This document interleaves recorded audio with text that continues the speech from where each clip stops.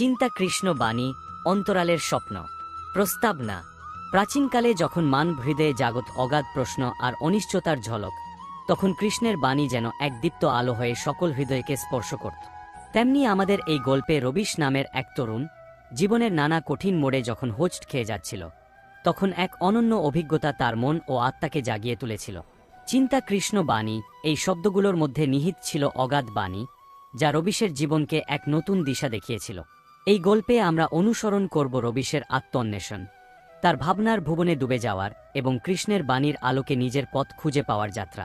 প্রতিটি অধ্যায়ে তুলে ধরা হয়েছে জীবনের নানা প্রেক্ষাপট, যেখানে বিশ্বাস, আশা ও সংগ্রামের সুর মিলেমিশে এক অসাধারণ গল্পের রূপ ধারণ করেছে।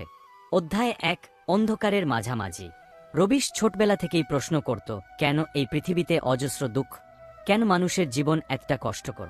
ছোটবেলায় সে শুধুই আনন্দ খুঁজত, কিন্তু যখন বয়স বাড়তে থাকল, জীবনের কঠিন বাস্তবতা তার সামনে একে একে আবির্ভূত হল।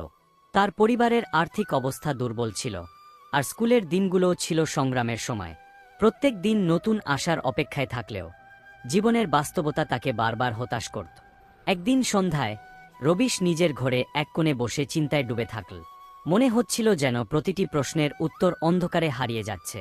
এদিকে গ্রামের প্রাচীন মন্দিরের শিলালিপিতে লেখা এক প্রাচীন মন্ত্র যেন তার মনে প্রতিধ্বনিত হল, কর্ম কর, ফলের আশায় না থেকো। সেই মুহূর্তেই রবিশের মনে এক অদ্ভুত জাগরণ শুরু হয়। সে ভাবতে লাগল, এই বাণীর অর্থ কি, কি করে তা তার জীবনের অন্ধকার দূর করতে পারে। অধ্যায় ২, প্রথম আলো। পরদিন সকালে রবিশ গ্রামের পুরনো মন্দিরে গেল। মন্দিরের কোণে এক বৃদ্ধ পুরোহিত বসেছিলেন। তার চোখে যেন জীবনের বহু অভিজ্ঞতার ছাপ পড়েছিল। রবিশ শালীন ভঙ্গিতে তার কাছে গিয়ে জিজ্ঞেস করল, বাবা, এই কর্মকর, ফলের আশায় না থেকো বাণীটি কেমন করে আমাদের জীবনে প্রভাব ফেলে। পুরোহিত মৃদু হাসিতে বললেন, বেটা, জীবনের পথে যখন তুমি নিজেকে ভুলে যায় এবং শুধু ফলের আশা করে চলবে, তখন সত্যিকারের আনন্দ হাতছাড়া হয়ে যাবে। কৃষ্ণের বাণী আমাদের শেখায় আমাদের কাজের প্রতি সত্যনিষ্ঠ হতে, ফল ভেবে নয়, আত্মার শান্তি ও উন্নতির উদ্দেশ্যে কাজ করতে। রবিশ মনোযোগ দিয়ে শুনল। তার মনে নতুন এক স্বপ্ন জাগল, নিজের জীবনের প্রশ্নগুলোর উত্তর খুঁজে পাওয়ার আশায়। সে সিদ্ধান্ত নিল যে সে নিজেই সেই সত্যের সন্ধানে বেরোবে। পুরোহিত বললেন, প্রত্যেকের জীবনে একদিন এমন সময় আসে যখন তাকে নিজের অন্তরকে প্রশ্ন করতে হয়। তুমি যদি সত্যের সন্ধানে মনোযোগ দাও, তবে কৃষ্ণের বাণী তোমার পথ আলোকিত করবে। রবিশ সেই দিন থেকেই নিজের জীবনের নানা দিক নিয়ে ভাবতে শুরু করল।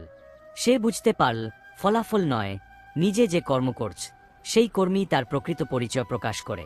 অধ্যায় ৩, পথের খোঁজে। রবিশ যখন কলেজে ভর্তি হল, তখন সে জীবনের বিভিন্ন দিকের সাথে পরিচিত হতে শুরু করল। একদিকে পড়াশোনা ছিল, অন্যদিকে আত্মঅন্বেষণের অজস্র প্রশ্ন তার মনে ঘুরতে থাকত। কলেজের একটি সাহিত্য ক্লাবে অংশগ্রহণের সুযোগ পেলেই সে বিভিন্ন ধরনের দার্শনিক ও আধ্যাত্মিক আলোচনায় যোগ দিল। এক সন্ধ্যায় ক্লাবের একজন অতিথি বক্তা কৃষ্ণচন্দ্র সাহেব তার জীবনের বিভিন্ন অভিজ্ঞতা ও কৃষ্ণের বাণী নিয়ে আলোচনা করছিলেন। তিনি বলেন, জীবনের প্রতিটি মুহূর্তে যদি তুমি সৎভাবে এবং নিঃস্বার্থভাবে কাজ করো, তবে তোমার অন্তরে এক আলোর ঝলক উঠবে যা সব দুঃখ, সব প্রশ্নের উত্তর দেবে। এই বক্তব্য রবিশের মনে গভীর প্রভাব ফেলল। সে বুঝতে পারল, কৃষ্ণের বাণী শুধুমাত্র ধর্মীয় উপদেশ নয়, বরং জীবনের প্রতি এক গভীর দৃষ্টিভঙ্গির প্রতিফলন।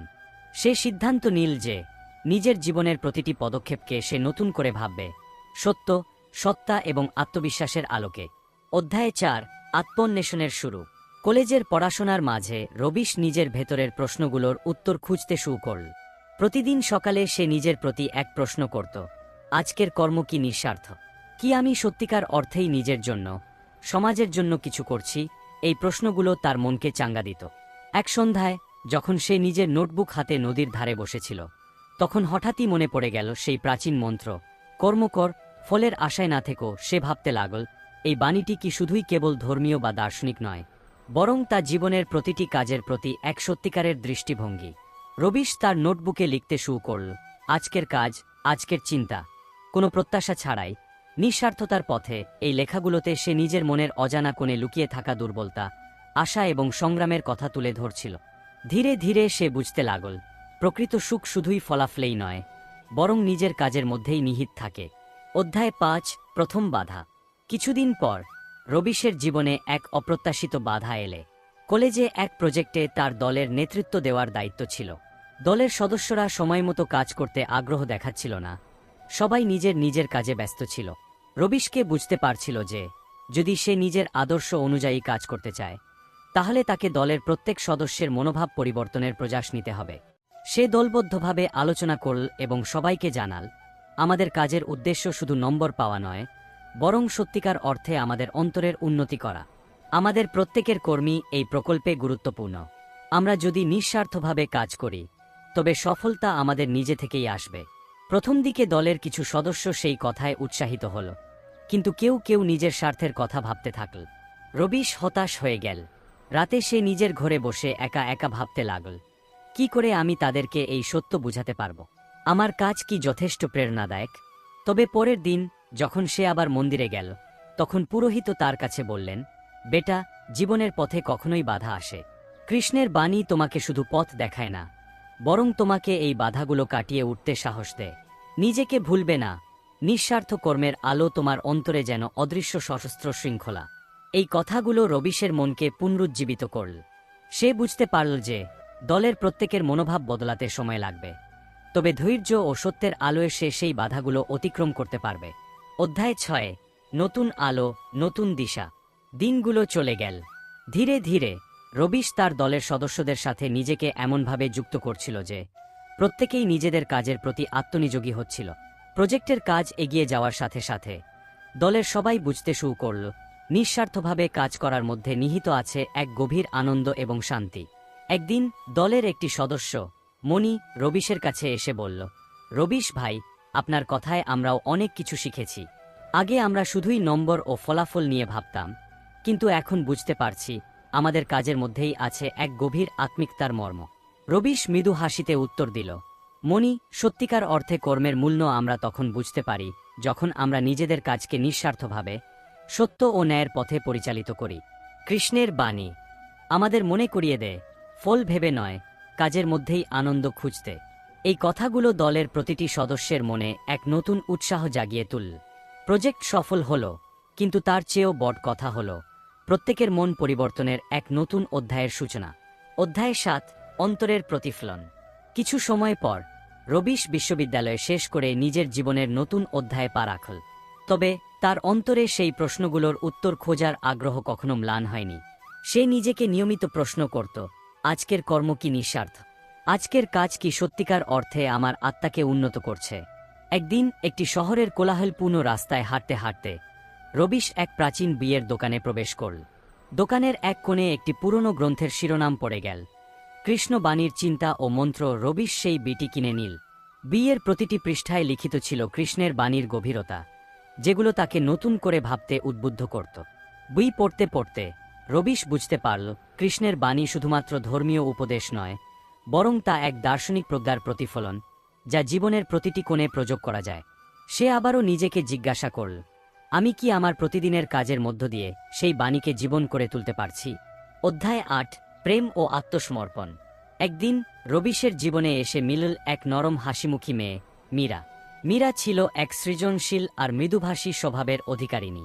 তার চোখে যেন ছিল এক গভীর শান্তির ঝলক, যা রবিশকে মুগ্ধ করেছিল। মীরা ও রবিশের পরিচয় শুরু হল এক কলেজি প্রকল্পের মাধ্যমে।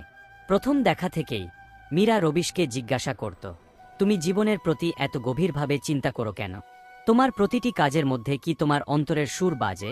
রবিশ মুচকি হেসে উত্তর দিল, আমি বিশ্বাস করি আমাদের প্রতিটি কাজের মধ্যেই আছে এক মহাসত্য। কৃষ্ণের বাণী আমাকে শেখায়, কাজ করো নিঃস্বার্থভাবে, তাহলে ফল নিজে থেকেই সুন্দর হয়ে ওঠে। মীরা বলল, তাহলে কি তুমি সত্যিই বিশ্বাস করো যে জীবনের প্রতিটি পদক্ষেপে আমরা যদি নিঃস্বার্থভাবে কাজ করি তবে আমাদের অন্তর নিজেই সেই আনন্দ খুঁজে নেবে? রবিশ বলল, হ্যাঁ মীরা, প্রতিটি কাজ, প্রতিটি চিন্তা যদি তুমি নিঃস্বার্থতা, সত্য এবং ন্যায়ের সাথে পরিচালিত করো তবে তা তোমার জীবনের প্রকৃত অর্থ প্রকাশ করবে। মীরা ও রবিশ একসাথে বিভিন্ন সৃজনশীল প্রকল্পে হাত মিলিয়ে কাজ করতে লাগল। তাদের মধ্যে প্রতিদিনের আলোচনা ও কর্মের সুর মিলেমিশে এক অনন্য বন্ধুত্ব ও প্রেমের রূপ ধারণ করল। মীরা রবিশকে শেখাল জীবনের ক্ষুদ্র ক্ষুদ্র মুহূর্তগুলোতে আনন্দ খুঁজে পাওয়ার উপায়, আর রবিশ মীরাকে বোঝাল নিঃস্বার্থ কর্মের মধ্যেই জীবনের প্রকৃত স্বাদ নিহিত। এক সন্ধ্যায় শহরের এক নির্জন পার্কে বসে তারা একে অপরের দিকে তাকিয়ে বলল, আমরা যদি সত্যিকার অর্থে নিঃস্বার্থভাবে কাজ করি তাহলে আমাদের জীবনের প্রতিটি মুহূর্ত এক সুন্দর সুরে মিলেমিশে যাবে। সেই কথায় তাদের হৃদয়ে এক নতুন প্রতিজ্ঞায় আবদ্ধ হল, নিজেদের জীবনকে সঠিক পথে নিয়ে যাওয়া। অধ্যায় ৯, সংগ্রাম ও সাফল্য। জীবনের পথে যেমন প্রতিদিন নতুন নতুন চ্যালেঞ্জ আসে, তেমনি সংগ্রামের মধ্য দিয়ে সাফল্য অর্জিত হয়। রবিশ ও মীরা একসাথে নানা প্রকল্পে কাজ করতে থাকলেও মাঝে মাঝে অনাকাঙ্ক্ষিত বাধা, অনিশ্চয়তা ও হতাশা তাদের মনকে ছুঁয়ে যেত। একবার একটি সমাজসেবা প্রকল্পে কাজ করার সময় দলের সদস্যরা আর্থিক ও মানসিক চাপের কারণে বিরক্ত হয়ে উঠল। রবিশকে দেখল সবাই হতাশ, মনোবল হারাচ্ছে। তখন সে সাথে নিয়ে একটি ছোট সভা আহ্বান করল। সভায় রবিশ বলল, ভাই ও বোনেরা, আমাদের কাজের উদ্দেশ্য শুধু সফলতা অর্জন নয়, বরং আমাদের অন্তরের শান্তি ও আত্মার মুক্তির পথ প্রশস্ত করা। কৃষ্ণের বাণী আমাদের মনে করিয়ে দেয়, কর্ম কর, ফলের আশায় না থেকো। আমরা যদি সত্যিকার অর্থে নিঃস্বার্থভাবে কাজ করি, তাহলে আমাদের কাজেই আনন্দ ফিরে আসবে। মীরা যোগ করল, আমরা একে অপরের প্রতি বিশ্বাস রাখি, আমাদের প্রত্যেকের কাজেই আছে এক আলোর সুর। প্রতিটি বাধা আমাদেরকে আরও শক্তিশালী করে তোলে। এসব কথায় দলের সবাই ধীরে ধীরে মনোভাব পরিবর্তন করতে লাগল। তারা বুঝতে পারল, সাফল্য শুধুই ফলাফলেই নয়, বরং প্রতিটি ক্ষুদ্র কর্মেই নিহিত থাকে এক গভীর সৃজনশীলতা ও আত্মসমর্পণের মর্ম। প্রকল্পটি ধীরে ধীরে সফল হতে শুরু করল। দলের সদস্যরা নিজ নিজ কাজের প্রতি আরও নিবেদিত হতে লাগল এবং সমাজসেবার কাজেও নতুন উদ্যম নিয়ে যুক্ত হল। এই সাফল্য রবিশ ও মীরার জন্য এক নতুন অধ্যায়ের সূচনা করল, যেখানে তাদের জীবনে কৃষ্ণের বাণীর প্রতিফলন স্পষ্ট হয়ে উঠল। অধ্যায় ১০, অন্তরালের গভীরে। সময় কেটে গেল। রবিশ ও মীরা জীবনের নানা উচ্চনীচের মধ্য দিয়ে এগিয়ে চল। এক পর্যায়ে রবিশ বুঝতে পারল, জীবনের প্রকৃত শিক্ষা আসে নিজের অন্তরের গভীরে ডুবে থাকা থেকে। সে প্রতিদিন সকালে ধ্যানের মাধ্যমে নিজের অন্তরকে খুঁজতে থাকল, আজকের কর্ম কি নিঃস্বার্থ, আমার অন্তর কি সত্যের পথে পরিচালিত। একদিন রবিশ নদীর ধারে বসে ধ্যান করছিল। তার মনে এল, কৃষ্ণের বাণী শুধু মুখস্থ উপদেশ নয়, বরং তা জীবনের প্রতিটি অভিজ্ঞতা থেকে শিখে নেওয়ার এক প্রক্রিয়া। সে বুঝতে পারল, নিজেকে প্রশ্ন করা, নিজের কাজের প্রতি সচেতন থাকা, এগুলোই তার অন্তরের প্রকৃত উন্নতির চাবিকাঠি। মীরা, যিনি প্রতিদিন রবিশের সঙ্গে ধ্যান করত, বলল, প্রতিটি নিঃশ্বাসে আমরা যেন কৃষ্ণের বাণীর সুর খুঁজে পাই। আমাদের কাজ, আমাদের চিন্তা, সবকিছু যদি সত্য এবং সত্তার পথে পরিচালিত হয়, তবে আমাদের জীবনের প্রতিটি মুহূর্তে এক আলোর ঝলক উঠবে। এই কথাগুলো রবিশের মনে এক গভীর প্রেরণা জোগাল। সে উপলব্ধি করল, জীবনের সঠিক পথ খুঁজে পাওয়ার জন্য অবশ্যই নিজের অন্তরে প্রবেশ করতে হবে, নিজের ভুল ও দুর্বলতাকে স্বীকার করতে হবে এবং প্রতিটি কর্মকে সত্য ও নিঃস্বার্থতার সাথে সম্পাদন করতে হবে। অধ্যায় ১, জীবনের নতুন অধ্যায়। বছর কয়েক কাটার পর রবিশ ও মীরা একসাথে একটি সামাজিক সংস্থা প্রতিষ্ঠা করলেন, যার মূল উদ্দেশ্য ছিল নিঃস্বার্থভাবে কাজ করে সমাজে শান্তি, সমতা ও ন্যায় প্রতিষ্ঠা করা। সংস্থাটির প্রতিটি কর্মসূচিতে ছিল কৃষ্ণের বাণীর গভীরতা। কর্মীরা প্রতিদিন নিজেদেরকে স্মরণ করাতেন, কর্ম কর, ফলের আশায় না থেকো। সংস্থাটির কর্মকাণ্ড শুরু হয় সমাজের ক্ষুদ্র ক্ষুদ্র পরিবর্তন থেকে। বিদ্যালয়ে শিক্ষার্থীদের মাঝে সততার শিক্ষা, দরিদ্রদের সহায়তা এবং সমাজের নানা দুর্বল অংশের প্রতি যত্ন প্রদানের মাধ্যমে ধীরে ধীরে সমাজে একটি নতুন আলো জাগতে শুরু করল। একবার সংস্থার একটি প্রকল্পে রবিশ বললেন, আমাদের কাজের উদ্দেশ্য শুধু আজকের জন্য নয়, বরং আগামী প্রজন্মের জন্য এক নতুন আশা সৃষ্টি করা। যদি আমরা প্রতিদিন নিঃস্বার্থভাবে কাজ করি, তবে আমাদের কর্মেই থাকবে এক চিরন্তন সুর। মীরা বললেন, আমাদের কাজের মধ্যেই আছে এক গভীর আত্মিকতা। আমরা যদি নিজেদের অন্তরে সত্যের আলো খুঁজে পাই, তবে আমাদের কাজই আমাদের জীবনের প্রকৃত অর্থ প্রকাশ করবে। সংস্থার কাজ এগিয়ে যাওয়ার সাথে সাথে সমাজের মানুষও বুঝতে লাগল, নিঃস্বার্থ কর্মে নিহিত আছে এক অদ্ভুত শক্তি, যা জীবনের প্রতিটি দুঃখ, প্রতিটি সমস্যা কাটিয়ে উঠতে সাহায্য করে। প্রতিটি কর্মচারী, প্রতিটি স্বেচ্ছাসেবক সেই বাণীর আলোকে নিজের জীবনকে বদলে ফেলতে শুরু করল। অধ্যায় ১, কৃষ্ণের বাণীর প্রতিফলন। সময়ের স্রোতে রবিশ ও মীরার প্রতিষ্ঠিত সংস্থা সমাজে এক বিশাল পরিবর্তনের সূচনা করল। গ্রামের মানুষেরা ধীরে ধীরে বুঝতে লাগল, জীবনের প্রকৃত সুখ আসে শুধুই বাহ্যিক সাফল্যে নয়, বরং নিজের অন্তরের উন্নতির মধ্যেই নিহিত থাকে। এক সন্ধ্যায় একটি বড় অনুষ্ঠানের সময় রবিশ বক্তৃতা দিলেন, প্রিয় বন্ধুরা, জীবনের প্রতিটি কাজ, প্রতিটি চিন্তা যদি আমরা নিঃস্বার্থভাবে সত্য ও ন্যায়ের পথে পরিচালিত করি, তবে আমাদের অন্তরে সেই সঠিক জাগরণ আসবে, যা আমাদের প্রকৃত মুক্তির পথ দেখাবে। তার এই বক্তব্যে উপস্থিত সকলেই একে অপরের দিকে তাকিয়ে এক নতুন আশার ঝলক দেখল। তারপর থেকেই কৃষ্ণের বাণী শুধু একটি উপদেশের মতো নয়, বরং তা হয়ে উঠল সমাজের প্রতিটি মানুষের জীবনের এক অপরিহার্য অংশ। মানুষেরা বুঝতে লাগল, তাদের কাজের প্রতিটি ক্ষুদ্র পদক্ষেপের মধ্যেই আছে এক গভীর সুর, যা তাদের অন্তরে আলোর দিশা নিয়ে আসে। মীরা ও রবিশ একসাথে বলেন, আমরা যদি প্রতিদিন সত্য ও নিঃস্বার্থতার পথে কাজ করি, তবে আমাদের জীবনের প্রতিটি মুহূর্ত এক নতুন প্রেরণার সুরে মিলেমিশে যাবে। অধ্যায় 1:3 অন্তর থেকে অন্তরে। সময়ের সাথে সাথে রবিশ ও মীরার জীবনে অনেক ওঠাপটা আসল, কিন্তু তাদের মূল আদর্শ ছিল কর্মের সত্য, নিঃস্বার্থতা ও কৃষ্ণের বাণীর অন্তর্দ্বীপ। প্রতিটি বিপর্যয়ের মধ্য দিয়ে তারা একে অপরকে ধৈর্য, বিশ্বাস ও উদ্দীপনার মাধ্যমে সহায়তা করত। একবার যখন সংস্থার একটি বড় প্রকল্প ব্যর্থ হতে চলল, তখন রবিশ গভীর হতাশায় নিমগ্ন হয়ে পড়লেন। মীরা তার পাশে বসে বললেন, রবিশ, মনে রেখো, প্রতিটি বিপর্যয়ই আমাদের শেখায় আমাদের শক্তি কোথায় নিহিত। কৃষ্ণের বাণী আমাদের মনে করিয়ে দেয়, কর্ম কর, ফলের আশায় না থেকো। এই বাধা তোমার অন্তরের শক্তিকে আরও উজ্জ্বল করে তুলবে। রবিশ ধীরে ধীরে তার হতাশা কাটিয়ে উঠলেন। তিনি বুঝতে পারলেন, জীবনের প্রতিটি বাধাই যেন এক নতুন শিক্ষা, এক নতুন প্রেরণার সূচনা। তাদের সংস্থা আবার নতুন উদ্যমে কাজ শুরু করল। দলের সবাই একসাথে মিলেমিশে বলল, আমরা নিঃস্বার্থভাবে কাজ করব, আমাদের প্রতিটি কর্মী হবে সত্যের আলো। এভাবেই রবিশ ও মীরার জীবনের পথ চলা অবিরত থাকল কর্মের পথে, সত্যের পথে, নিঃস্বার্থতার পথে। প্রতিটি দিন, প্রতিটি ক্ষুদ্র কাজের মধ্যেই তাদের অন্তরে এক নতুন সুর জন্ম নিত, যা তাদের জীবনের প্রতিটি অধ্যায়কে আলোকিত করত। অধ্যায় 1:4 নতুন প্রভাতের আহ্বান। এক সকালে রবিশ নদীর তীরে বসে সূর্যের প্রথম কিরণ গ্রহণ করছিলেন। তার মনে উঠল, আজকের নতুন প্রভাতে আমার জীবনের প্রতিটি কাজ যেন এক নতুন অধ্যায়ের সূচনা করে। তার মনে পড়ল সেই পুরনো মন্ত্র, কর্ম কর, ফলের আশায় না থেকো, যা এখন তার জীবনের অটুট সত্য হয়ে উঠেছে। তার মনে জেগে উঠল এক নতুন স্বপ্ন, সমাজের প্রতিটি মানুষ যেন নিজের অন্তরের আলো খুঁজে পায়, নিজের কর্মে সত্যিকারের আনন্দ অনুভব করে। তিনি ঠিক করলেন, তিনি আবারও নতুন করে সেই বাণীকে প্রয়োগ করে সমাজে একটি বড় পরিবর্তন নিয়ে আসবেন। মীরা তার হাত ধরে বললেন, আজকের এই নতুন প্রভাতে আমাদের প্রতিটি কর্মী হবে এক নতুন আশার বার্তা, এক নতুন জীবনের সূচনা। রবিশ মৃদুভাবে উত্তর দিলেন, হ্যাঁ, আমরা যদি সত্য ও নিঃস্বার্থতার পথে চলি, তবে আমাদের জীবনের প্রতিটি মুহূর্তে এক আলোর ঝলক দেখতে পাব। এই নতুন প্রভাতের আহ্বানে রবিশ ও মীরা একসাথে একটি বৃহত্তর সামাজিক প্রকল্পের পরিকল্পনা শুরু করলেন। তাদের স্বপ্ন ছিল, সমাজের প্রতিটি কোণে কৃষ্ণের বাণীর আলো ছড়িয়ে পড়ুক, যাতে প্রতিটি হৃদয় সত্য ও ন্যায়ের পথে পরিচালিত হয়। প্রকল্পের প্রথম ধাপে তারা শহরের বিভিন্ন বিদ্যালয়ে গিয়ে শিশুদের মধ্যে সততার শিক্ষা ও নিঃস্বার্থ কর্মের মূল্য শেখাতে লাগলেন। শিশুদের মনের মধ্যে তাদের কথাগুলো যেন এক নতুন প্রেরণার সুর তৈরি করল, যা ভবিষ্যতের দিনে একটি সুন্দর সমাজের ভিত্তি তৈরি করবে। অধ্যায় 1:5 প্রেরণার অমর ছাপ। দিন কেউ দিন, বছর কেউ বছর, রবিশ ও মীরার উদ্যোগ সমাজে এক বিশাল পরিবর্তনের চিহ্ন হয়ে উঠল। কৃষ্ণের বাণী শুধু তাদের জীবনের পথপ্রদর্শক নয়, বরং তা সমাজের প্রতিটি মানুষের জীবনের অঙ্গীকারে রূপান্তরিত হয়ে উঠল।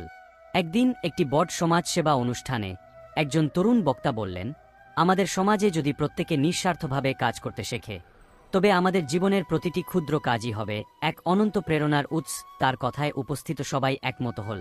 রবিশ মৃদুভাবে মাইক্রোফোনের দিকে তাকিয়ে বললেন, আমরা আজকের এই সফলতার পথে অনেক সংগ্রাম পেরিয়েছি, অনেক বাধা অতিক্রম করেছি, তবে আমাদের অন্তরের সত্যের প্রতি আমাদের অবিচল বিশ্বাস আমাদেরকে এই পথে নিয়ে এসেছে। কৃষ্ণের বাণী আমাদের শেখায়, সত্য ও ন্যায়ের পথে চল, কর্ম করো নিঃস্বার্থভাবে। আমাদের এই ছোট ছোট কাজই মিলেমিশে একটি নতুন সমাজের স্বপ্ন গড়ে তুলবে।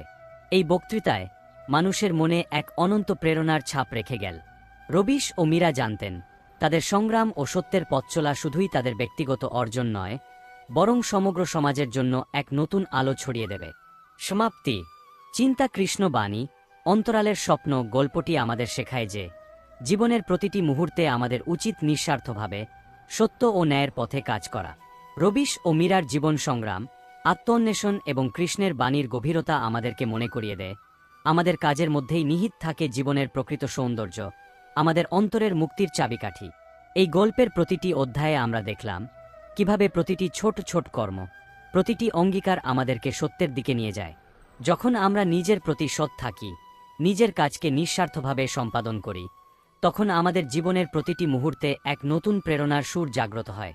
রবিশের মতো আমাদের প্রত্যেকেরই উচিত জীবনের অন্ধকারে আলোর খোঁজ নেওয়া, নিজের অন্তরের গভীরে প্রবেশ করে সত্যকে চিনে নেওয়া। কৃষ্ণের বাণী যেন আমাদের মনে করিয়ে দেয়, কর্ম কর, ফলের আশায় না থেকো। এই বাণীর মধ্যেই নিহিত আছে জীবনের প্রকৃত মর্ম, যা আমাদের আত্মাকে মুক্তির পথে নিয়ে যায়। আজকের এই গল্প আমাদের বলে, প্রতিটি নতুন প্রভাতে, প্রতিটি নতুন সূর্যোদয়ে আমাদের জীবনের প্রতিটি পদক্ষেপ যেন এক নতুন আশার বার্তা নিয়ে আসে। আমরা যদি নিঃস্বার্থভাবে সত্য ও ন্যায়ের পথে চলতে থাকি, তবে আমাদের কর্মেই থাকবে এক অমর সুর, যা প্রতিটি হৃদয়কে আলোকিত করবে।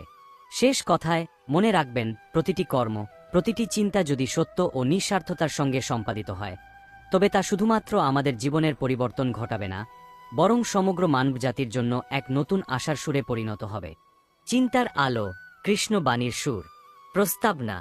প্রাচীন ধর্মীয় গ্রন্থগুলোর মর্মান্তিক বাণী ও জীবনের গভীর সত্যের প্রতিচ্ছবি কৃষ্ণ বাণী আমাদের অন্তরের অজানা প্রান্তগুলো উন্মোচন করে।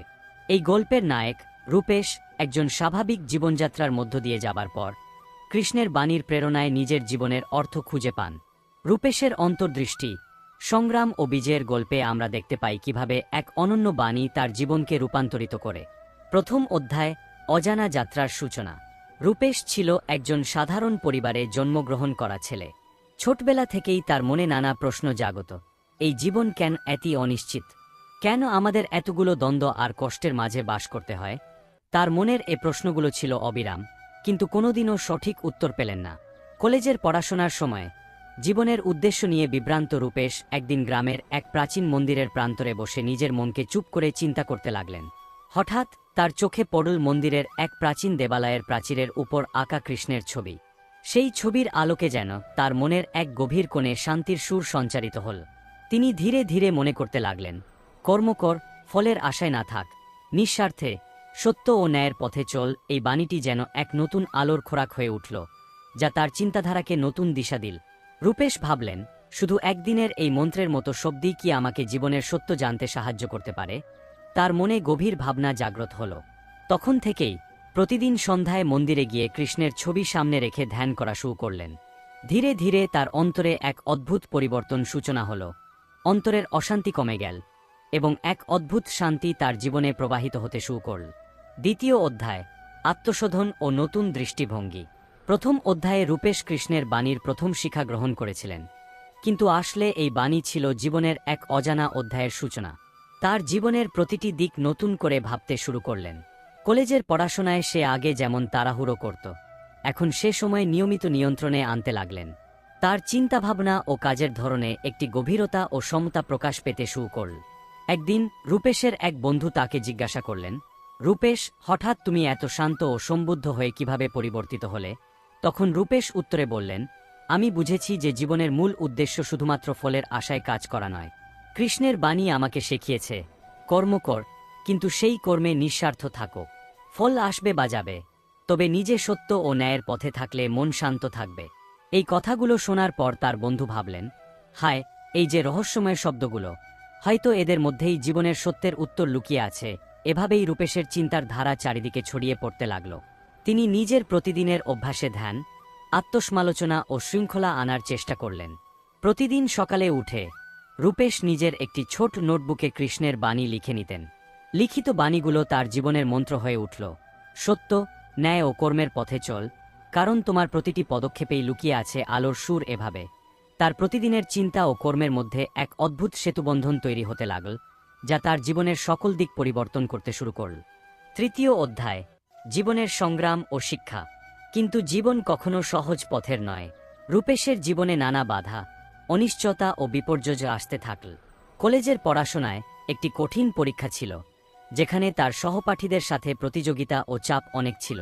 রূপেশের মন মাঝে মাঝে হতাশার ছায়ায় ঢেকে যেত। এক সন্ধ্যায় পরীক্ষার ফলাফল ঘোষণা হওয়ার পর রূপেশ নিজেকে একাকী অনুভব করলেন। মনে হল যেন তার সমস্ত পরিশ্রম বৃথা গেল। কিন্তু সেই সময় তার মনে গুঞ্জন করল, কর্ম কর, ফলের আশায় না থাক। রূপেশ তখন বুঝতে পারলেন, জীবনের সাফল্য শুধু ফলেই নয়, বরং সেই পথে অগ্রসর হওয়ার প্রক্রিয়াটিই সত্যিকার সাফল্য। তখন থেকেই তিনি নিজের ভুলগুলো থেকে শিক্ষা নেওয়ার সংকল্প নিলেন। প্রতিটি ব্যর্থতা তাকে শক্তিশালী করে তুলল। পরীক্ষার পরবর্তী দিনগুলোতে তিনি আরও কঠোর পরিশ্রম শুরু করলেন। তার মনোবল ধীরে ধীরে ফিরে এল এবং আত্মবিশ্বাসও ফিরে এলো। তিনি বিশ্বাস করলেন যে যদি নৈতিকতা, ধৈর্য ও সত্যের পথে চলা যায় তবে কোন বাধাই চিরস্থায়ী নয়। রূপেশ বুঝতে পারলেন জীবন এক দীর্ঘ যাত্রা, যেখানে প্রতিটি বাধাই আমাদেরকে উন্নতির নতুন পাঠ শিখায়। সেই দিন থেকেই তিনি নিজেকে প্রতিজ্ঞা করলেন যে জীবনের প্রতিটি অধ্যায়ে কৃষ্ণের বাণী তাকে প্রেরণা যোগাবে এবং তিনি কখনো হার মানবেন না। চতুর্থ অধ্যায়, প্রেম, বন্ধুত্ব ও নৈতিকতা।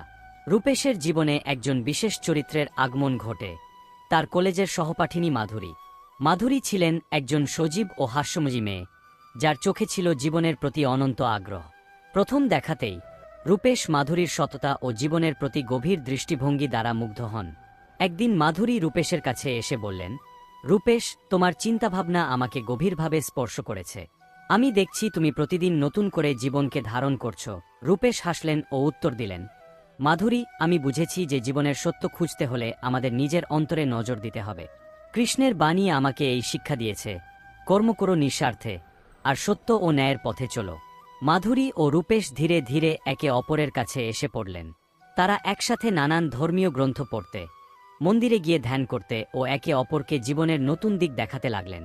মাধুরীর সাথে কাটানো প্রতিটি মুহূর্তে রূপেশ অনুভব করলেন প্রেম ও বন্ধুত্বের মাঝে সত্যের আলো মিশে আছে। তাদের মধ্যে এমন এক সম্পর্ক তৈরি হল যা শুধু শারীরিক ও মানসিক সমর্থনই নয়, বরং নৈতিক ও আধ্যাত্মিক উন্মেষের এক অনন্য মিলনস্থল ছিল। রূপেশ মাধুরীকে বলতেন, জীবনের প্রতিটি সংকটের মধ্যেও যদি আমরা সত্যের পথে চলতে পারি তবে আমাদের মন কখনো অবশিষ্ট হবে না। মাধুরী তার এই কথায় অনুপ্রাণিত হয়ে নিজেও প্রতিদিনের জীবনে সততা, প্রেম ও নৈতিকতার সুর জাগ্রত রাখার সংকল্প নিলেন। এই যুগলটি একে অপরকে শক্তি ও অনুপ্রেরণার উৎস হয়ে উঠল। তাদের জীবনে কৃষ্ণের বাণী প্রতিদিন একটি নতুন প্রেরণার মতো কাজ করত, যা তাদেরকে জীবনের প্রতিটি বাধা অতিক্রম করতে সাহায্য করত।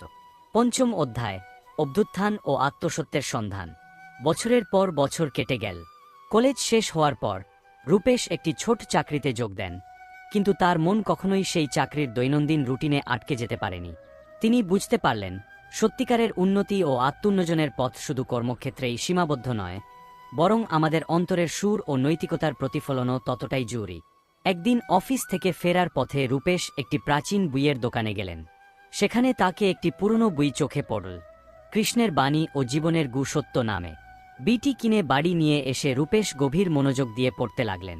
বইটির প্রতিটি পৃষ্ঠায় তিনি দেখলেন কিভাবে কৃষ্ণের বাণী মানুষের জীবনে আলোর সঞ্চার করে, কিভাবে নিঃস্বার্থ কর্ম, ধৈর্য ও সত্যের পথ অনুসরণ করলে জীবনে প্রকৃত শান্তি আসে। এই বইটি পড়ে রূপেশের অন্তরে এক নতুন অগ্নি জ্বলে উঠল। তিনি ভাবলেন, আমি কি কেবল অফিসে গিয়ে রাত কাটাচ্ছি, নাকি সত্যিই জীবনের উদ্দেশ্যকে স্পর্শ করছি? এ ভাবনা তাকে আরও গভীরভাবে নিজের জীবনের প্রতি প্রশ্ন তুলতে বাধ্য করল। তিনি সিদ্ধান্ত নিলেন নিজেকে শুধুমাত্র চাকরির রুটিনের মধ্যে সীমাবদ্ধ রেখে চলতে পারবেন না। তখন থেকেই রূপেশ তার জীবনের প্রতিদিনের রুটিনের মাঝে একটি নতুন অধ্যায় শুরু করলেন। প্রতিটি সন্ধ্যায় মন্দিরে গিয়ে ধ্যান করা, কৃষ্ণের বাণী মনে রাখা এবং নিজের জীবনের ভুল ও সাফল্যের গল্প নিজের নোটবুকে লিপিবদ্ধ করা, এই অভ্যাসগুলো তাকে জীবনের নতুন সুরে আবর্তিত করল। অবশেষে রূপেশ বুঝতে পারলেন সত্যিকারের উন্নতি এবং আত্মোন্নয়নের পথে প্রথমেই আসে নিজের প্রতি বিশ্বাস, নিজের কর্মের প্রতি আস্থা এবং নিজের ভুল থেকে শিক্ষা নেওয়ার মনোভাব। তিনি তার জীবনে এমন এক সময় দেখলেন যেখানে সবকিছু যেন সঠিকভাবে মিলেমিশে গিয়েছিল। তিনি নিজেকে প্রস্তুত করলেন জীবনের নতুন উদ্দেশ্য, নতুন লক্ষ্য নির্ধারণের জন্য। ষষ্ঠ অধ্যায়, সমাজের প্রতি দায়িত্ব ও মানবতার কল্যাণ। সময় কেটে যাচ্ছিল আর রূপেশ নিজের জীবনে যতই উন্নতি করুক না কেন, তার মনে সবসময় এক প্রশ্ন জাগ্রত ছিল, আমি কি শুধুমাত্র নিজের জন্য কাজ করছি, নাকি সমাজের জন্য কিছু করছি? একদিন অফিস থেকে ফেরার পথে রূপেশ একটি গ্রামের পথে হাঁটতে হাঁটতে দেখলেন গ্রামের কিছু বালক খেলাধুলায় ব্যস্ত ছিল। সেই দৃশ্য তাকে মনে করিয়ে দিল মানুষের জীবন কেবল নিজের উন্নতির মাঝে সীমাবদ্ধ নয়, বরং সমাজের কল্যাণে ও মানবতার সেবায় নিবেদিত হওয়াতেও এর গভীর অর্থ নিহিত। রূপেশ ঠিক করলেন, আমি যদি কৃষ্ণের বাণী মেনে চলে নিঃস্বার্থে কর্ম করি, তাহলে আমার কাজ শুধু নিজের উন্নতি নয়, বরং সমাজের সেবাতেও পরিণত হবে। সেই থেকেই তিনি বিভিন্ন সমাজসেবামূলক কাজে নিজেকে নিয়োজিত করলেন। গ্রামের শিশুদের শিক্ষায় অবদান রাখা, বৃদ্ধাশ্রমে সাহায্য করা এবং প্রয়োজনীয় স্থানগুলোতে কৃষ্ণের বাণীর গুরুত্ব তুলে ধরা, এই কাজগুলোতে তিনি সক্রিয়ভাবে অংশ নিলেন। মাধুরী, যিনি তার জীবনের সঙ্গী হয়ে উঠেছিলেন, তার এই চিন্তাকে পুরোপুরি সমর্থন করতেন। তিনি বলতেন, মানুষের জীবনের প্রকৃত সৌন্দর্য আসে যখন আমরা আমাদের আশপাশের মানুষদের সাহায্য করি, তাদের মুখে হাসি ফোটাই। এই সমাজসেবামূলক কাজের মাধ্যমে রূপেশ অনুভব করলেন, কর্মের সত্যিকারের অর্থ শুধু ব্যক্তিগত সাফল্য নয়, বরং সমাজে শান্তি, সমতা এবং মানবতার সেবার মধ্য দিয়ে প্রাপ্ত হয়। কৃষ্ণের বাণী তাকে বারবার মনে করিয়ে দেয়, যে ব্যক্তি নিঃস্বার্থভাবে কর্ম করে সে সত্যিকারের আনন্দ ও মুক্তি লাভ করে। রূপেশ তার জীবনে এই দর্শনকে প্রতিষ্ঠিত করতে প্রতিজ্ঞাবদ্ধ হলেন।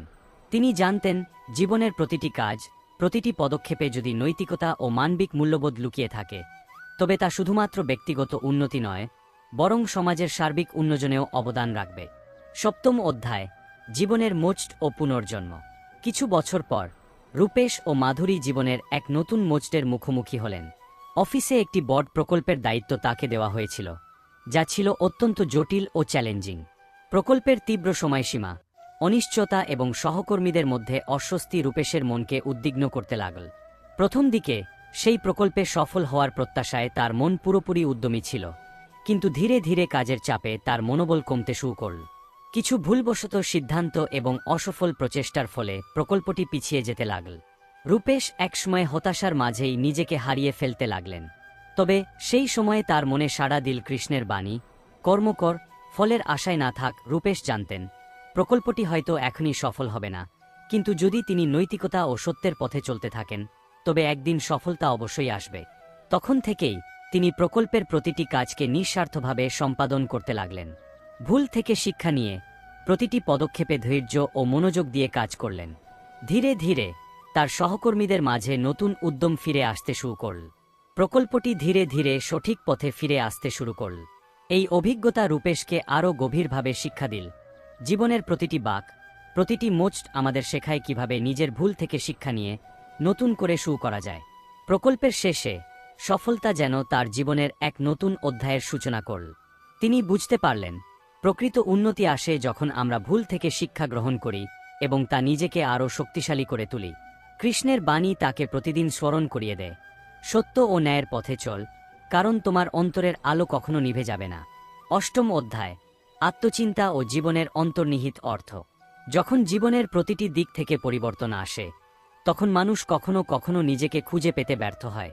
রূপেশও এক পর্যায়ে নিজেকে সম্পূর্ণ বিভ্রান্ত অবস্থায় অনুভব করলেন। তার জীবনে সবকিছু যেন দ্রুত পরিবর্তিত হচ্ছে, অফিসের কাজ, সমাজসেবা, বন্ধুত্ব, প্রেম, কিন্তু তার অন্তরে এক অস্পষ্ট শূন্যতা বিরাজ করছিল। এক সন্ধ্যায় সেই শূন্যতা দূর করতে রূপেশ আবারও মন্দিরে গেলেন। সেখানে বসে কৃষ্ণের ছবি সামনে রেখে তিনি গভীরভাবে ধ্যান করতে লাগলেন। ধীরে ধীরে তার অন্তরে এক অদ্ভুত শান্তি ও স্পষ্টতা আসতে লাগল। তিনি অনুভব করলেন, প্রত্যেকটি অভিজ্ঞতা, প্রতিটি ভুল ও সাফল্য মিলেই তার জীবনের প্রকৃত অর্থ নিহিত। রূপেশ নিজেকে জিজ্ঞাসা করলেন, আমি কি সত্যিই কে? আমার জীবনের সত্যিকারের উদ্দেশ্য কি? সেই মুহূর্তে মনে পড়ল সেই অনুপ্রেরণাদায়ক বাণী, নিজেকে চেনো, কারণ তুমি সেই অনন্ত শক্তির অংশ। তার অন্তরের গভীরে লুকিয়ে থাকা সেই অপরূপ সত্যটি ধীরে ধীরে প্রকাশ পেতে শুরু করল।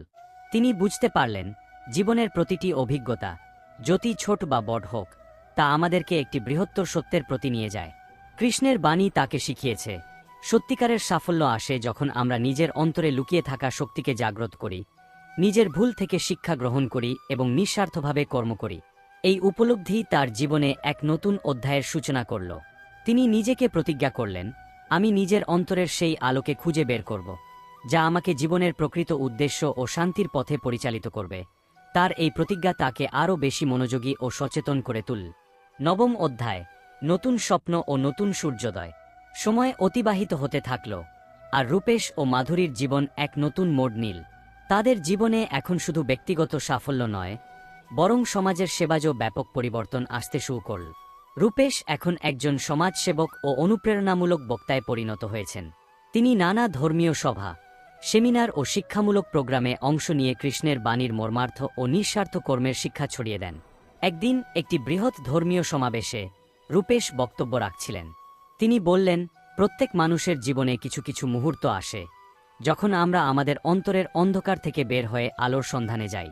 কৃষ্ণের বাণী আমাদের শেখায়, নিঃস্বার্থভাবে কর্ম করো, কারণ সেই কর্মই তোমাকে সত্যের পথে পরিচালিত করবে। জীবনের প্রতিটি অভিজ্ঞতা, যতই কষ্টদায়ক হোক না কেন তা আমাদের শিক্ষা দেয়। তার এই বক্তব্যে শোনা গেল একটি গভীর সত্য, যা উপস্থিত সকলের মনে এক অনন্য প্রেরণা জাগিয়ে দিল। রূপেশের কথাগুলো শুধু তার নিজের জীবনের গল্পই নয়, বরং প্রতিটি মানুষের জীবনের এক অভিন্ন সত্যের প্রতিফলন ছিল, যে সত্যটি বলে, নিজেকে চেনো, সত্যের পথে চলো, আর কর্মের মাধ্যমে জীবনকে অর্থবহ করো। সমাবেশের পর অনেকেই তার কাছে এসে বললেন, রূপেশ ভাই, আপনার কথায় আমার জীবনের এক নতুন অর্থ জাগ্রত হয়েছে। আমি এখন ভাবছি কিভাবে আমি আমার জীবনের প্রতিটি কর্মে সেই সত্যিকারের উদ্দেশ্য খুঁজে বের করতে পারি। রূপেশ মৃদু হাসি দিয়ে বললেন, প্রতিটি দিন, প্রতিটি ক্ষণ তোমার নিজের ভিতরেই সেই উত্তরের সন্ধান। তুমি যদি নিঃস্বার্থভাবে কর্ম করো, তাহলে জীবনের প্রতিটি মোড়েই থাকবে তোমার নিজের প্রতিচ্ছবি। 10ম অধ্যায়, আধ্যাত্মিক যাত্রা ও জীবনের পূর্ণতা।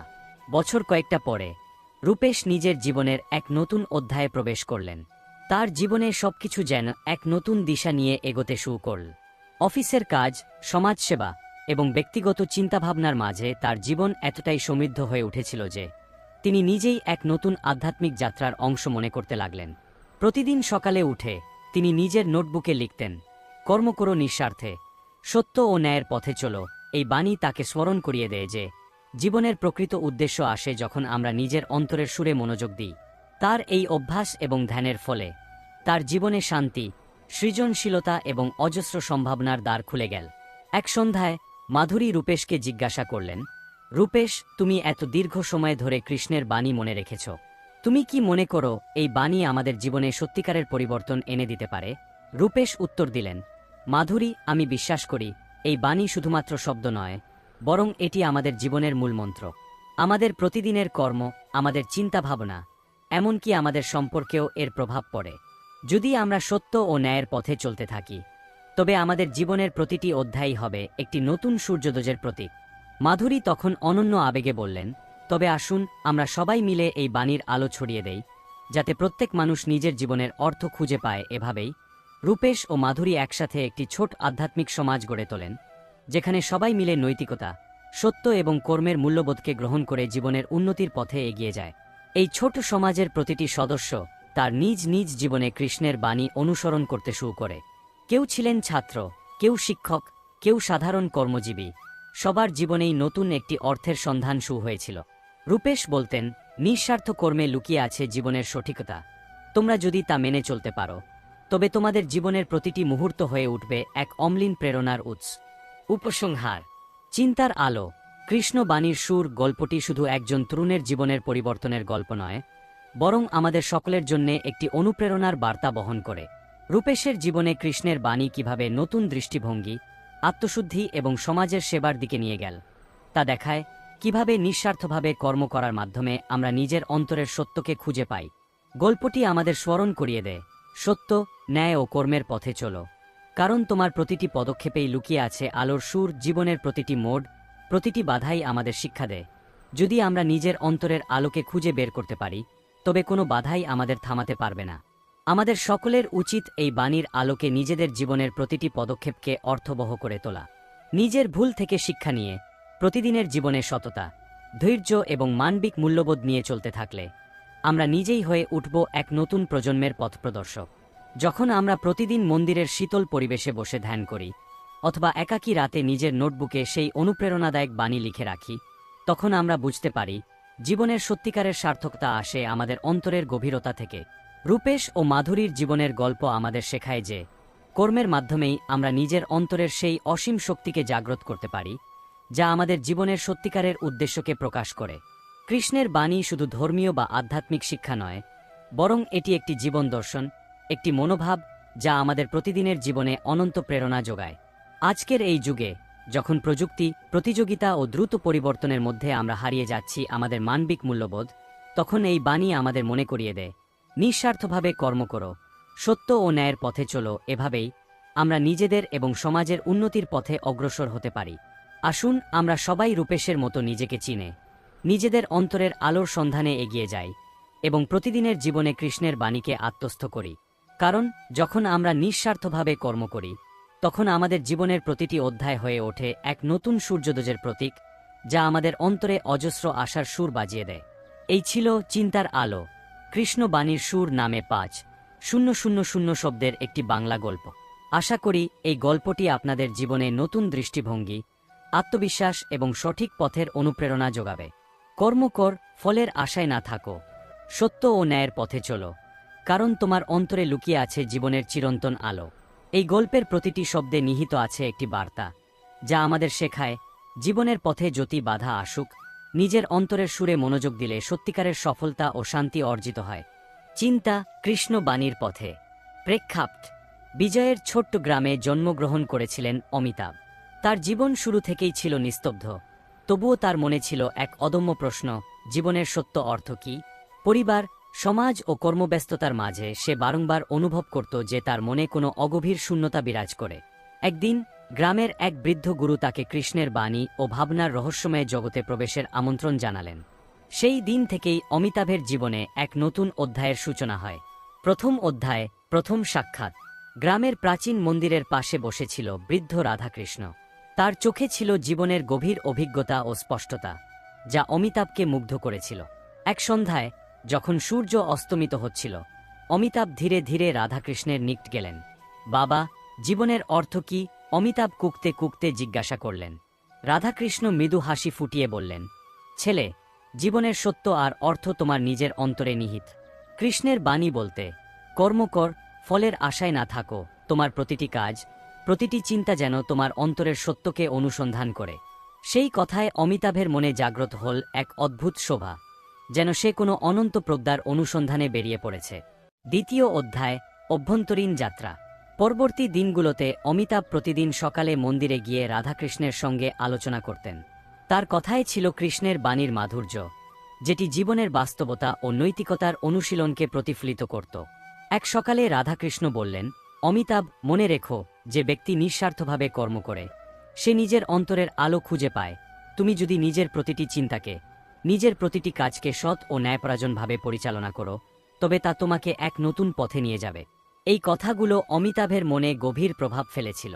সে বুঝতে শুরু করল যে জীবনের লক্ষ্য শুধুমাত্র বাহ্যিক সফলতা নয়, বরং আত্মিক শুদ্ধি ও সত্যের অন্বেষণ।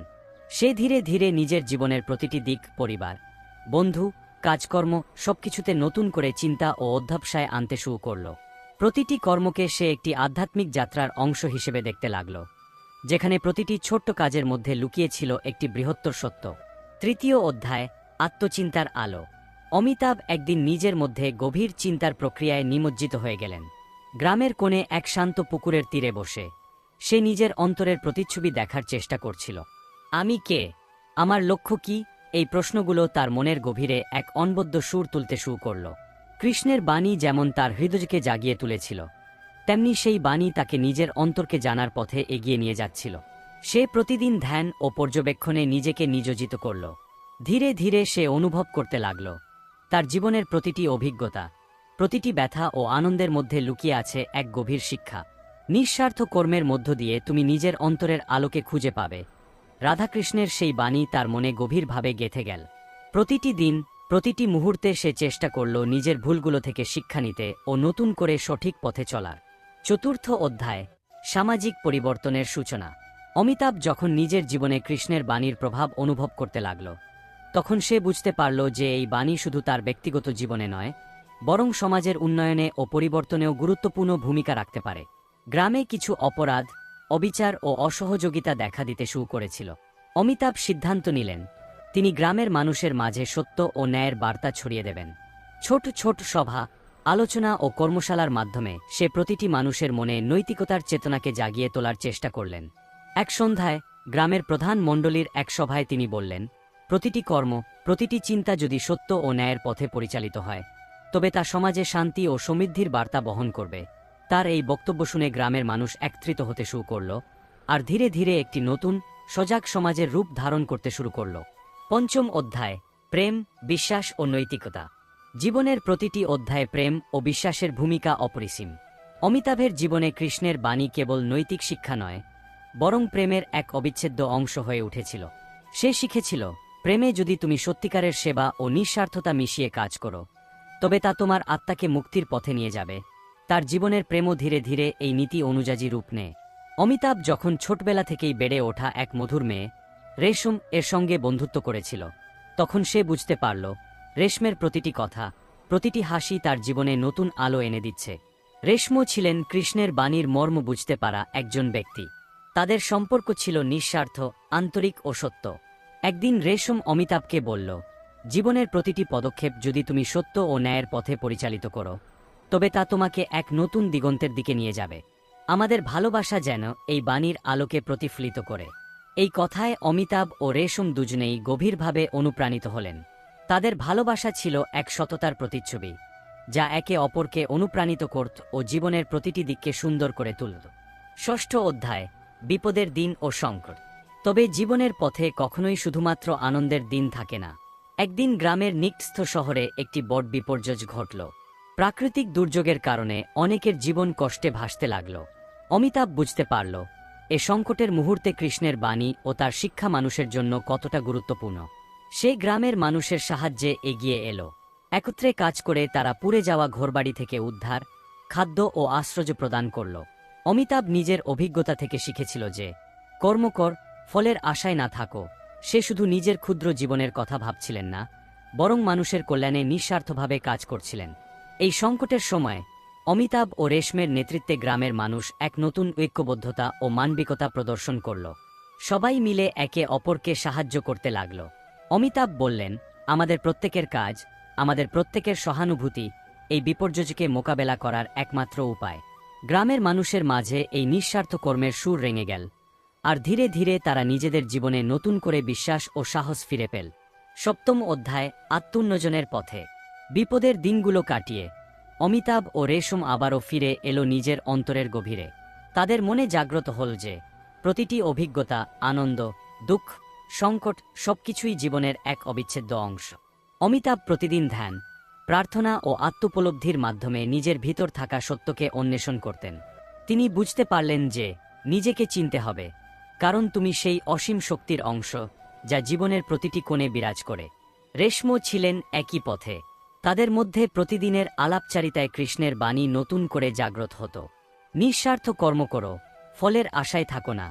এই বাণী তাদের জীবনের প্রতিটি সিদ্ধান্তে প্রতিফলিত হচ্ছিল।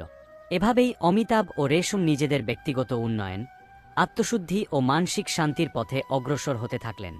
তারা দেখলেন, প্রতিটি ছোট্ট অভিজ্ঞতা তাদের জীবনে একটি নতুন শিক্ষা নিয়ে আসে, যা তাদের আরও পরিপূর্ণ ও প্রজ্ঞাবান করে তোলে। অষ্টম অধ্যায়, জীবনের মোক্ষ। বছরের পর বছর কেটে গেল। অমিতাভ ও রেশম বুঝতে পারলেন যে, জীবনের মূল লক্ষ্য শুধু পার্থিব সফলতা নয়, বরং আত্মার মোক্ষ, মানসিক শান্তি ও নৈতিকতা অর্জন। এক সন্ধ্যায়, যখন তারা আবারও মন্দিরের বারান্দায় বসেছিল, রাধাকৃষ্ণ এসে তাদের বললেন, তোমরা বুঝতে পেরেছ যে, সত্যিকার মুক্তি কেবল কর্মের ফলের আশায় না থেকে নিঃস্বার্থ ও সত্যনিষ্ঠভাবে জীবনকে গ্রহণ করার মধ্যেই নিহিত। কৃষ্ণের বাণী তোমাদের জীবনের প্রতিটি পদক্ষেপে আলোর সুর নিয়ে এসেছে। এই কথায় অমিতাভ ও রেশম উভয়ে এক গভীর আত্মিক শান্তি অনুভব করলেন। তারা বুঝতে পারলেন যে, জীবনের প্রতিটি অভিজ্ঞতা, প্রতিটি পরীক্ষা তাদের আত্মাকে এক নতুন দিগন্তে নিয়ে গেছে। আমরা যা করেছি তা শুধুমাত্র আমাদের নিজের জন্য নয়, সমাজ ও মানবতার কল্যাণে।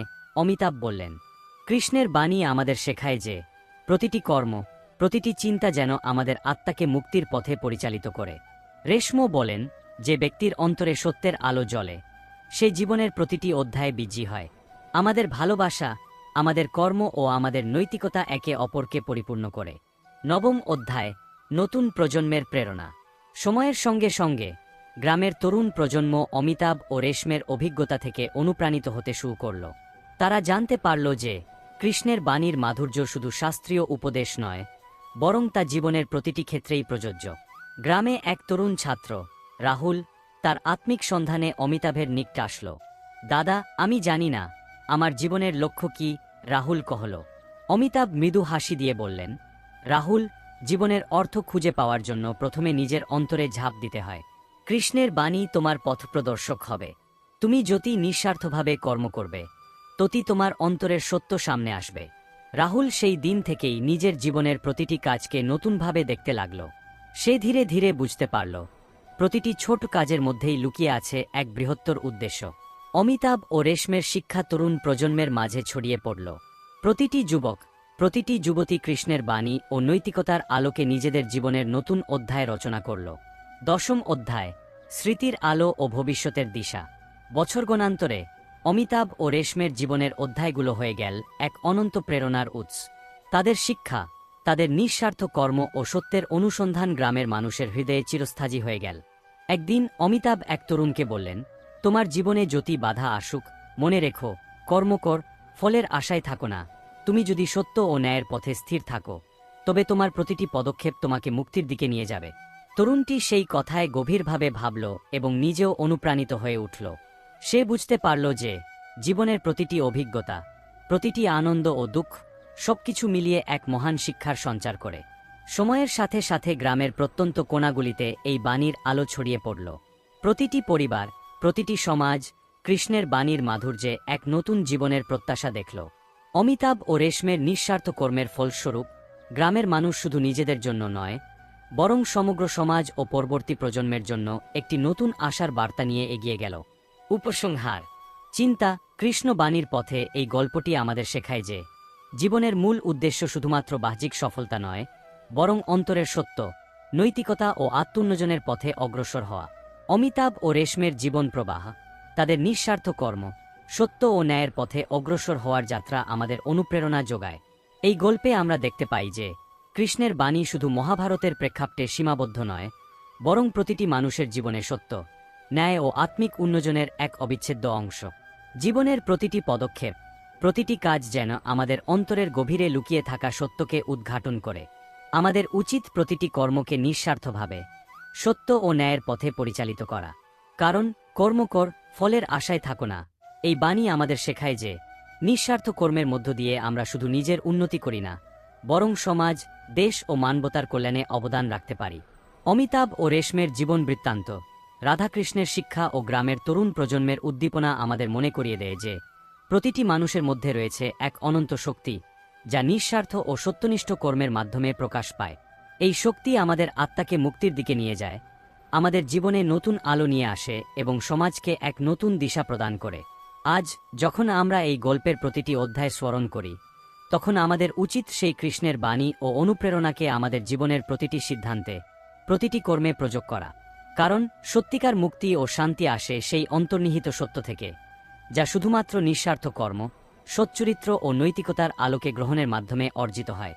সুতরাং আসুন আমরা সবাই এই বাণীর আলোকে নিজেদের জীবনকে সমৃদ্ধ করি, সমাজে শান্তি ও সমতার বার্তা ছড়িয়ে দেই এবং একটি সুন্দর, সজাগ ও নৈতিক সমাজের নির্মাণে অবদান রাখি।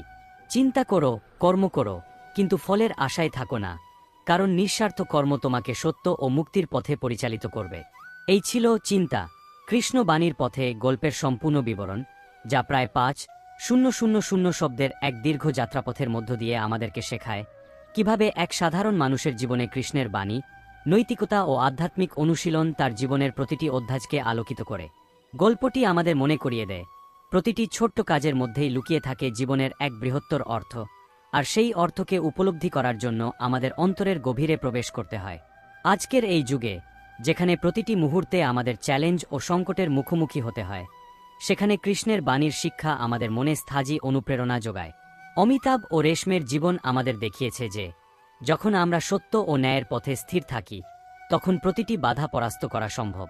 তাদের গল্প আমাদের শিক্ষা দেয় যে নিঃস্বার্থ ও সততার মাধ্যমে আমরা শুধু নিজেদের উন্নতি করতে পারি না, বরং পুরো সমাজকে এক নতুন দিশা দিতে পারি।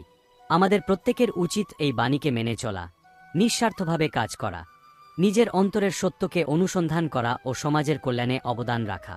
কারণ জীবনের মূল উদ্দেশ্য কেবলমাত্র ব্যক্তিগত সাফল্য নয়, বরং সেই সাফল্যকে সমাজ ও মানবতার মঙ্গলের জন্য কাজে লাগানো।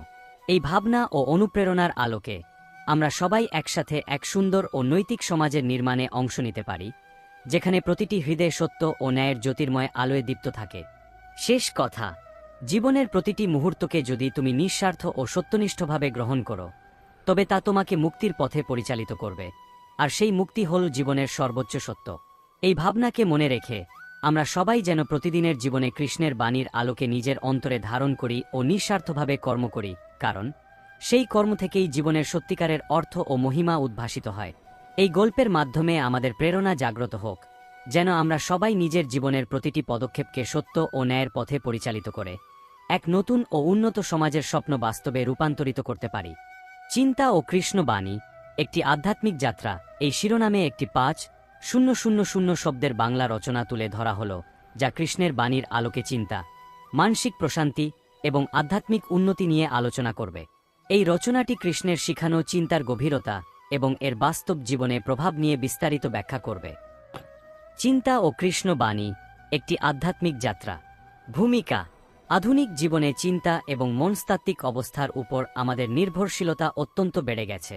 চিন্তা আমাদের জীবনের প্রতিটি দিককে গঠিত করে, এবং সেই চিন্তা যদি সঠিক পথে পরিচালিত না হয়, তবে তা আমাদের জীবনে একাধিক সংকট সৃষ্টি করতে পারে। কৃষ্ণের বাণী, যা মহাভারত এবং ভগবদ্ গীতা থেকে উদ্ভূত, আমাদের চিন্তার সঠিক দিক নির্দেশনা প্রদান করে, যা আমাদের আত্মাকে শান্তি ও উন্নতির দিকে নিয়ে যায়। ১. চিন্তার প্রকৃতি এবং কৃষ্ণের বাণী। চিন্তা কি? চিন্তা মানব মনস্তত্ত্বের একটি গুরুত্বপূর্ণ উপাদান। আমাদের প্রতিটি কাজ, প্রতিটি অনুভূতি এবং প্রতিটি সিদ্ধান্তের মূল ভিত্তি চিন্তা। কৃষ্ণ বলেছিলেন, তোমার চিন্তা যেভাবে হবে, তোমার জীবনও তেমন হবে। এ কথা থেকে স্পষ্ট যে চিন্তার ধরন আমাদের জীবনে অত্যন্ত গুরুত্বপূর্ণ প্রভাব ফেলতে পারে।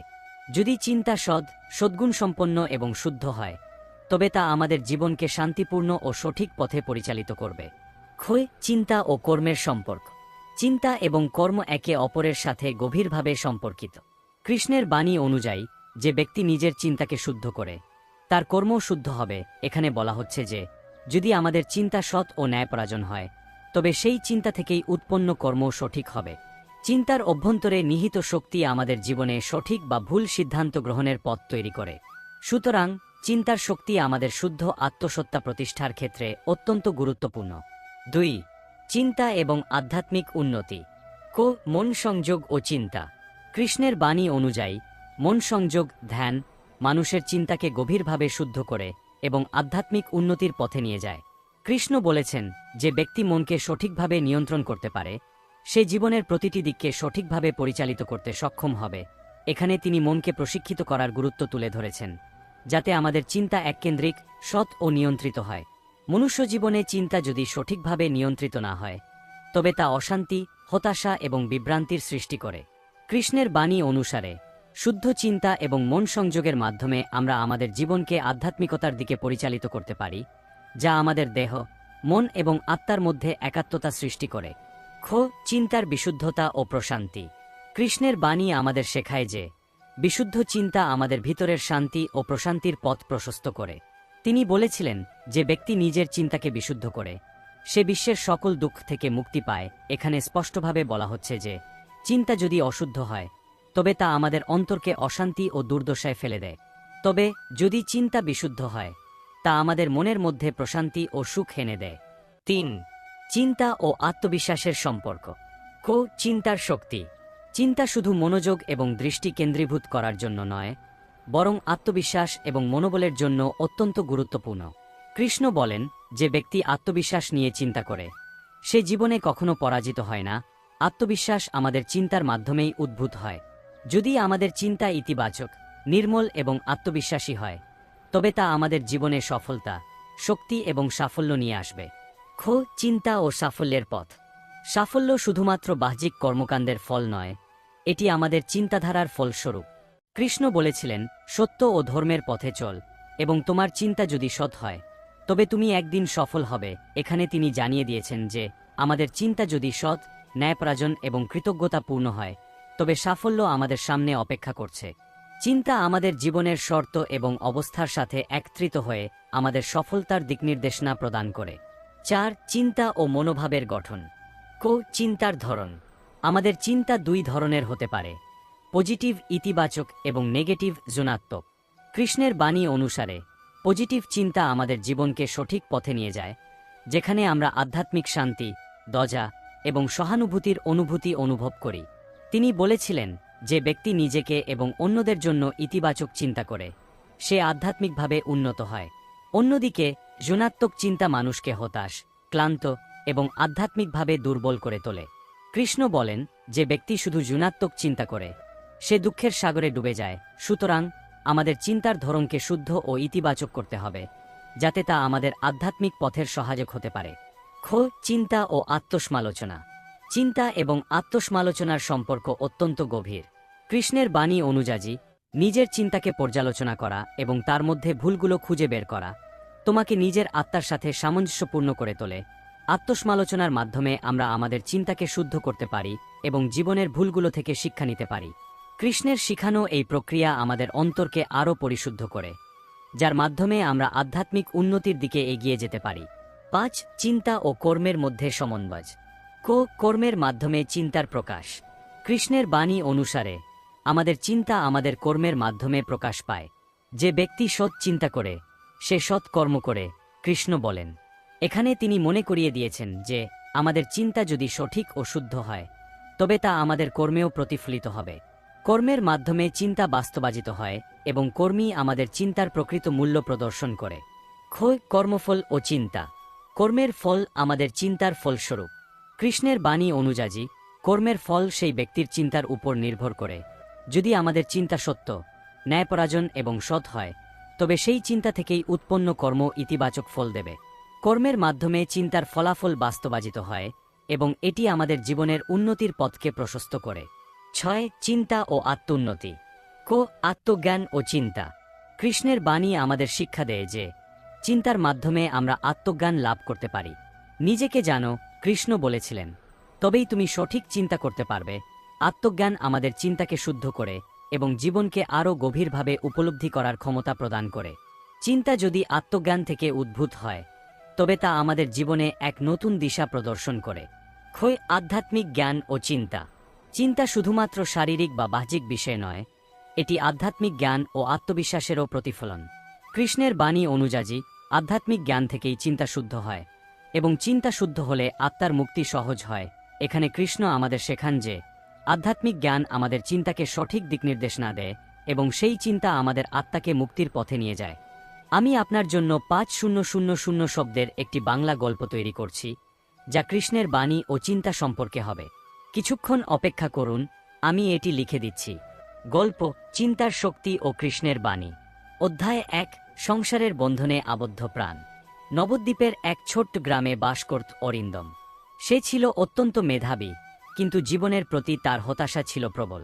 তার মন সদা দ্বিধাগ্রস্ত, কি করবে, কোন পথে যাবে, কিভাবে জীবনের আসল সত্যকে খুঁজে পাবে, এসব চিন্তায় বিভোর থাকত। তার পিতা রামেশ্বর একজন ধর্মপরায়ণ ব্রাহ্মণ ছিলেন। প্রতিদিন সকালে তিনি গীতার শ্লোক পাঠ করতেন। একদিন তিনি অরিন্দমকে ডেকে বললেন, বাবা, তুই কেন এত চিন্তিত? কৃষ্ণ বলেছেন, যোগ কর্মসু কাউসলাম, যোগী কর্মের নিপুণতা। অর্থাৎ তুমি যদি সততার সঙ্গে তোমার কর্তব্য পালন করো তবে ফলের চিন্তা করতে হবে না। অরিন্দম বিস্মিত হয়ে বলল, কিন্তু পিতা, আমি কিভাবে জানব যে কোন পথটি আমার জন্য সঠিক? রামেশ্বর হেসে বললেন, যখন তোমার চিন্তা শুদ্ধ হবে তখন তোমার কর্ম শুদ্ধ হবে, আর শুদ্ধ কর্মই তোমাকে তোমার প্রকৃত পথে নিয়ে যাবে। এই কথাগুলো অরিন্দমের মনে দাগ কাটল। অধ্যায় 2। চিন্তার দ্বন্দ্ব। অরিন্দমের একটি স্বপ্ন ছিল, সে বড় হয়ে রাজসভায় পণ্ডিত হতে চায়, কিন্তু তার মন মাঝে মাঝেই দ্বিধায় পড়ে যেত। সে ভাবত, আমার যোগ্যতা কি যথেষ্ট? যদি ব্যর্থ হই? একদিন সে গঙ্গার তীরে বসে ভাবছিল। এমন সময় এক বৃদ্ধ সন্ন্যাসী এলেন। তিনি বললেন, বৎস, তুমি কি চিন্তিত? অরিন্দম মাথা নিচু করে বলল, হ্যাঁ, আমি বুঝতে পারছি না কোন পথ আমার জন্য সঠিক। বৃদ্ধ হেসে বললেন, কৃষ্ণ বলেছেন, মনুষ্যানাং সহস্রেষু কশ্চিদ্যততি সিদ্ধয়ে। হাজার হাজার মানুষের মধ্যে কেবল একজন প্রকৃত সত্যের সন্ধানে যায়, আর সেই সত্য শুধু চিন্তা করে পাওয়া যায় না, কর্মের মাধ্যমে অর্জন করতে হয়। অরিন্দম জিজ্ঞেস করল, তাহলে আমি কিভাবে বুঝব কোন পথ আমার জন্য সঠিক?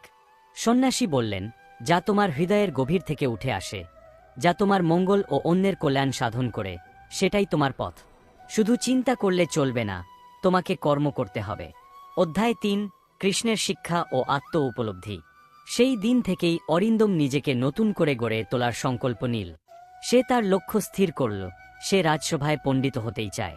সে গভীর অধ্যয়নে মন দিল, কিন্তু জীবন সহজ ছিল না। রাজসভায় প্রবেশ করতে হলে কঠোর পরিশ্রম দরকার ছিল।